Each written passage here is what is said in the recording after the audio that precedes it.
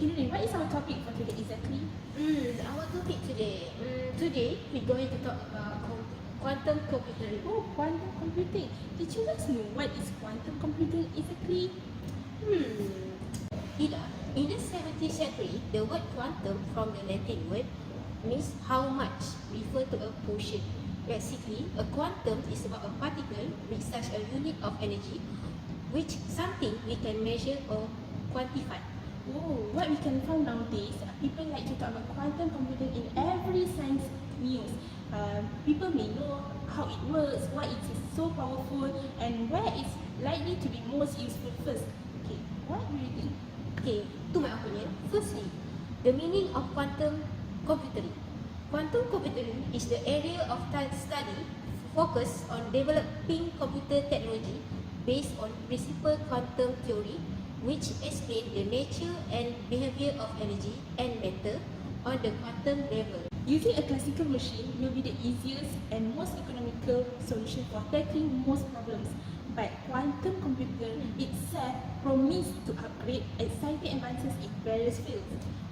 And besides, companies are already experimenting with them to develop things like lighter and more powerful batteries for electric cars and to help create drugs. The secret to a quantum computer power lies in its ability to generate and manipulate quantum bits or qubits. Okay, nowadays computers use bits. Okay, what is bits? Bits is a stream of electrical or optical pulses representing 1s or 0s. Everything from your tweets, emails, to your iTunes songs and YouTube videos are essentially long strings of these binary digits. So quantum computer use qubits, which are typically subatomic particles such as electrons and protons. Generating and managing qubits is a scientific and engineering challenge. Other than that, qubits have some quantum properties that means a connected group of them can provide more processing power than the same number of binary bits. One of those properties is known as superposition and another one is called entanglement. So Ida, since you mentioned just now, what is superposition? Okay, as we know, superposition in physics, we know that when two waves meet each other, they overlap and interact. Sometimes they may add each other to produce a bigger wave, while sometimes they cancel each other. And sometimes it also have a combination of both. However, in the quantum world, actually, they represent numerous possible combinations of 1 and 0 at the same time. This ability to simultaneously be in multiple states, that is called superposition. To put qubits into superposition, researchers manipulate them using precision lasers or microwave beams. Okay, now I get it. What is mean of Superposition. So how about entanglement? I heard people always relate quantum with entanglement. So what is actually entanglement all about? Yes, I agree with what you said just now. People always relate quantum with entanglement. Okay, actually entanglement is the phenomenon that occurs when pairs or groups of particles are generated, interact, or share spatial proximity in ways such that the quantum state of each particle cannot be described independently of the state of the others, even when the particles are separated by a large distance. Oh, so that's why researchers can generate pair of qubits that are entangled. Yeah. Which means the two members of a pair exist in a single quantum state. Changing the state of one of the qubits will instantaneously change the state of the other one in a predictable way. This happens even if they are separated by very long distance. So people, let's watch a video clip on future silicon in quantum computing. So let's watch together! For quantum computing to become a reality, we need super high accuracy quantum bits with very low error rates. Our two teams at UNSW, who work side by side, have created two types of quantum bit, the basic units of a quantum computer, and each of these has a fidelity or an accuracy of 99% or better. This is a huge breakthrough for us. The common theme is that we've both achieved this exquisite control of a single qubit, and we've done it with two different types of qubit. One which is a natural atom made of phosphorus, and the other one is what we call an artificial atom.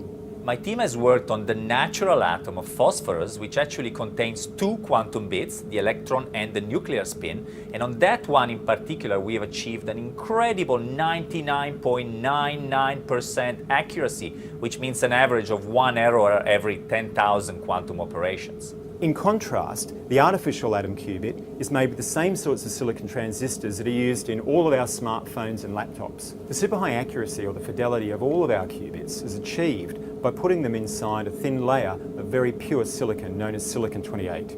Natural occurring silicon contains isotopes that produce magnetic noise and therefore disturb the operation of the qubit. But in these latest experiments we have removed these isotopes and therefore removed the source of noise. With the spin noise that occurs in natural silicon, it's like a normal computer adding together 3 and 4 and coming up with 9 as an answer. Basically, it's impossible for a practical quantum computer to work with such high levels of error. With the nucleus of the phosphorus atom, we have also established the new world record for how long a quantum state can be preserved in a solid state single quantum bit. We achieved 35 seconds, which is like an eternity in the quantum world. And this means we can do very complicated, extensive calculations on this quantum bit. We have succeeded in demonstrating two different ways to make very high accuracy quantum bits. And we think that in the future, these two methods can be actually combined together in a single quantum computer that exploits the best of both methods. Hi, welcome back. So, Nuri, what is your opinion on the previous video that we watched just now? So, to me, based on the video, Australian scientists have developed the first silicon quantum technology capable of holding data with over 99% accuracy. Okay, from the previous video, we can see that Professor Andrew of the University of New South Wales, who is one of the authors on both papers, said that we have demonstrated that with silicon qubit we can have the accuracy needed to build a real computer. And the researcher also said that the study is further proof that silicon as a technology platform is ideal for scaling up to the large number of qubits needed for universal quantum computing. Wow, I can't wait for the day when quantum computing be known and published to people.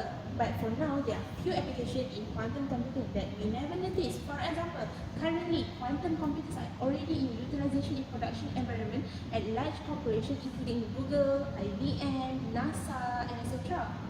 Okay, and the most popular commercial provider of quantum computing hosting and processing environment is D-Wave System. Okay, what is the D-Wave System? D-Wave System is a company based on North America that also provides research and educational support service. So D-Wave has claimed that this is the first company to sell computer which exploit quantum effect in their operation, although some researchers disagree. Oh, there are few examples of cases that use quantum computing, which is likely in academic and finance sector. We can see from agriculture and planting application. Secondly, in medicine sector, for example, research and development of medical medicine and medical science, example, analysis of DNA sequences, and many more. And for the thirdly, natural science sector, we can see from forecasting and time series analysis. And the last one, information technology sector, we can see from software tests and simulation that are too complex and time consuming for current computer.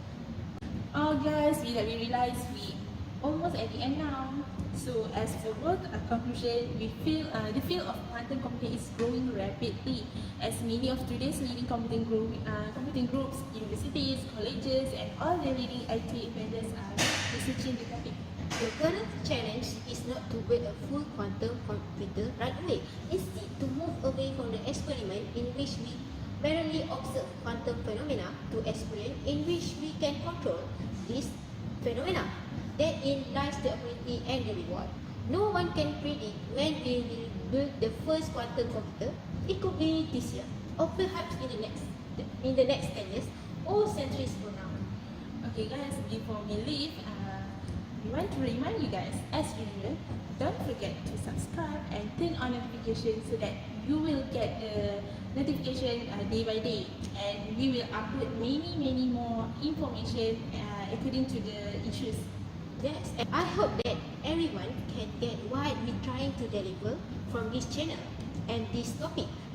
Okay guys, see you in the The next next video. video. Bye.